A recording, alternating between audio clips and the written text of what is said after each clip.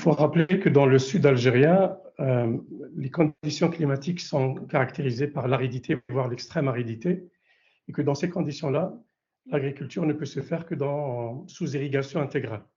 Traditionnellement, dans le sud algérien, l'agriculture se résumait à des oasis, elles-mêmes créées autour des points d'eau facilement accessibles à travers des équipements collectifs ou individuels. Depuis les années 70, mais plus à partir des années 80, une nouvelle dynamique agricole dans les territoires du Sud s'est développée, et elle a été rendue possible grâce à 3 facteurs essentiels. Le premier, c'est la découverte de grands potentiels hydriques souterrains que recèlent ces territoires. Deuxième élément, c'est la maîtrise et surtout la baisse du coût de réalisation des forages individuels, des forages profonds, qui rendent donc accessibles les nappes souterraines. Et troisième paramètre, c'est une politique publique de développement de l'agriculture dans le Sud, dite localement une politique de mise en valeur, qui a été engagée au début des années 80 à travers 2 principaux instruments, une politique foncière ou une loi foncière qui autorise ou qui encadre l'allocation, l'attribution du domaine des terres qui relèvent du domaine privé de l'État, donc toutes les terres des zones du sud du pays. Et un deuxième levier, c'est des mobilisations financières très importantes pour la réalisation des équipements de périmètre aménagés et la réalisation et le soutien et les subventions pour la réalisation de forages. Et donc, à travers ces 2 instruments, l'État réalise des périmètres aménagés qu'il attribue à des bénéficiaires locaux, généralement parmi les chômeurs, les jeunes chômeurs, parmi les anciens combattants, mais aussi parmi les petits agriculteurs des zones oasiennes qui n'ont pas assez de terre. Et donc, ces bénéficiaires de terre devaient mettre en valeur ou mettre en culture en mode intensif ces terres attribuées dans le cadre de ces périmètres aménagés par l'État.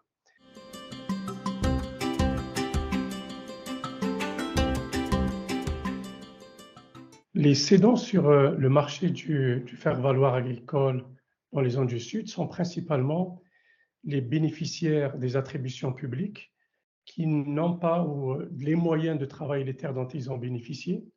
Les cédants sont généralement des locaux qui n'ont pas nécessairement les compétences techniques, qui n'ont pas souvent les capacités financières et surtout qui n'ont pas les relais dans les filières pour la commercialisation de leurs produits sur le marché national parce qu'on est sur des productions de grands volumes.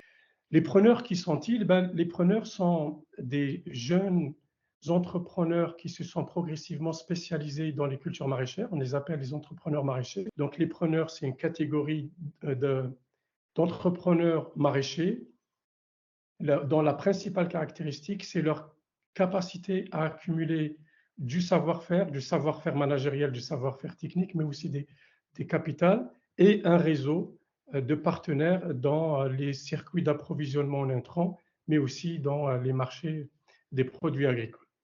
D'où ils viennent, ce sont des acteurs qui ont commencé, pour certains, dans les villes du Nord, dans les cultures maraîchères et qui ont accumulé de l'expérience, accumulé du capital, accumulé des équipements et qui ont progressivement investi les zones du Sud, dans un premier temps, notamment dans les années 90, et ils ont commencé à développer les cultures dans le cadre du marché du FVI.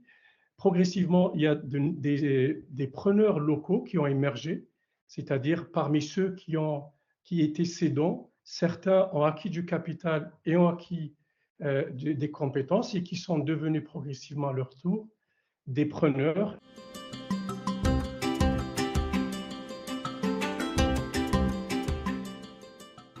Alors pour les preneurs, il y a essentiellement, principalement une logique entrepreneuriale.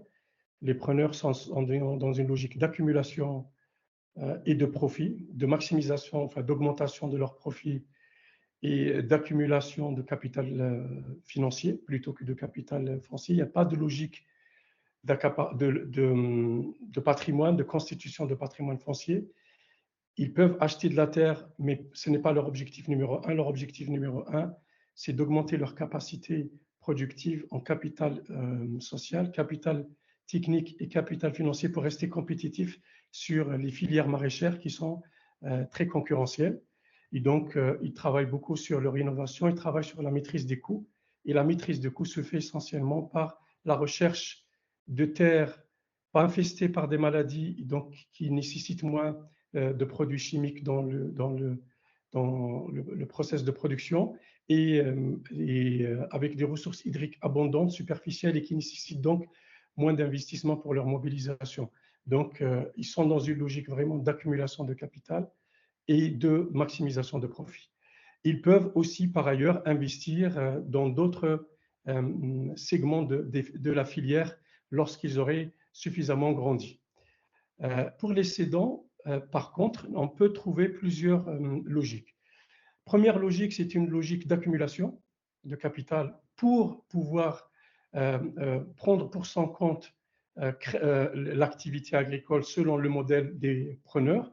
Et donc là, les agriculteurs qui cèdent accumulent du capital financier, de l'expérience technique et intègrent les réseaux des fournisseurs et des commerçants et par la suite développent le même modèle maraîcher qui est celui des preneurs et donc s'autonomisent et par la suite certains deviennent même des preneurs à leur tour.